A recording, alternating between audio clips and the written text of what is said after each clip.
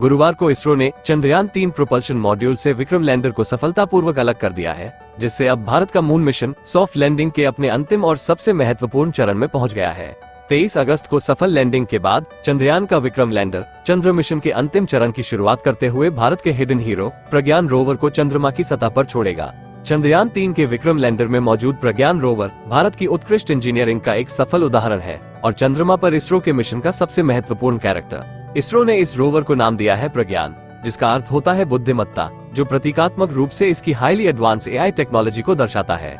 चंद्रमा की जमीन पर उतरने के साथ प्रज्ञान का द्विलक्षीय मिशन शुरू हो जाएगा, जिसमें वह न केवल डेटा और नमूने इकट्ठा करेगा, बल्कि चंद्रमा की सतह के भीतर छिपे रहस्यों को उजागर करके चंद्रमा के बारे में हमारे ज्ञान को बढ़ाएगा। और ये अध्ययन करने के लिए प्रज्ञान अपने साथ कई सारे उपकरण और सेंसर ले जा रहा है। दोस्तों, शायद बहुत से लोग नहीं जानते होंगे कि प्रज्ञान वर्ष 2019 से चंद्र मिशन से जुड़ा हुआ है। ये चंद्रयान-2 के लैंडिंग मॉड्यूल में भी मौजूद था, लेकिन दुर्भाग्यवश चंद्रयान-2 का लैंडर दुर्घटनाग्रस्त हो गया, जिससे प्रज्ञान चंद्रमा की सतह पर कभी उतर ही ना सका। और आने वाली 23 अगस्त के दिन ये पहली बार होगा जब हम भारत में बने रोवर प्रज्ञान को चंद्रमा की सतह पर घूमते हुए देखेंगे। प्रज्ञान का वजन लगभग 26 किलोग्राम है और इसे 6 पहिया रॉकर बोगी ड्राइव असेंबली पर लगे रेक्टेंगुलर चेसिस के साथ डिजाइन किया गया है।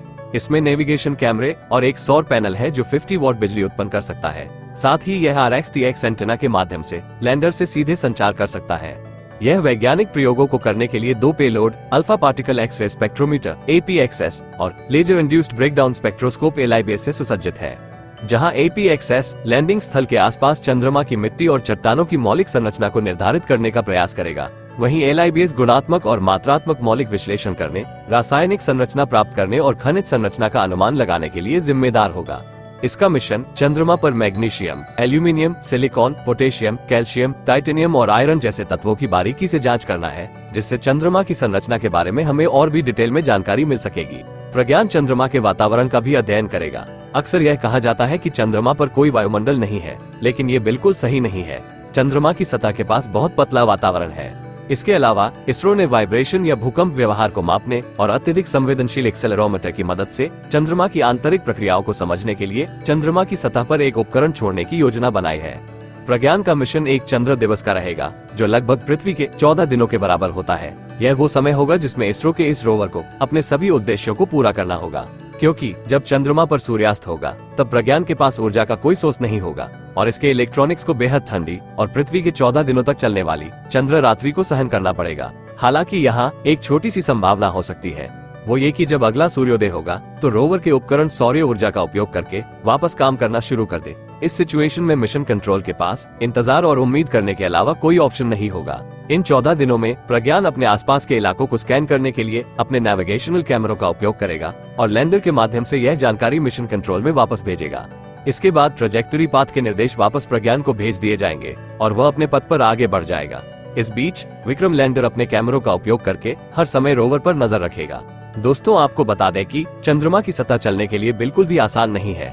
इस कारण से रोवर पर लगी रॉकर बोगी इसे उबड़ खाबड़ इलाकों में भी अपनी ट्रैजेक्टरी पर चलने में मदद करेगी। रॉकर बोगी में छोटे धक्कों और गड्ढों को अब्सॉर्ब करने के लिए चढ़ाई और ढलान पर चलने के लिए 50 मिलीमीटर की गति सीमा होती है। प्रज्ञान जहां भी जाएगा उसे विक्रम लैंडर के 500 मीटर के दायरे में रहना होगा और यह केवल 1 सेंटीमीटर प्रति सेकंड की गति से चलते हुए अपनी खोज को अंजाम देगा। चंद्रमा का दक्षिणी ध्रुव क्षेत्र विशेष रुचि का स्थल है, क्योंकि इसके कुछ हिस्से स्थायी रूप से छाया में रहते हैं और इसलिए संभवतः बर्फ और कीमती खनिजों से भरे होने की संभावना बहुत ज्यादा है, जिस कारण सभी बड़ी स्पेस एजेंसियां अब इस दौड़ में जुड़ गई है। अंतरिक्ष शक्ति के रूप में इसरो के उदय के साथ सभी वैज्ञानिक उपलब्धियों के लिए हम आशा करते हैं कि विक्रम अपने मिशन में जरूर सफल होगा और प्रज्ञान वो कर पाएगा जो वो पिछली बार नहीं कर सका था। इसी आशा के साथ हम आपसे विदा लेते हैं दोस्तों, और साथ ही विक्रम और प्रज्ञान को पूरे फैक्टोरियन यूट्यूब फैमिली की तरफ से ऑल द बेस्ट।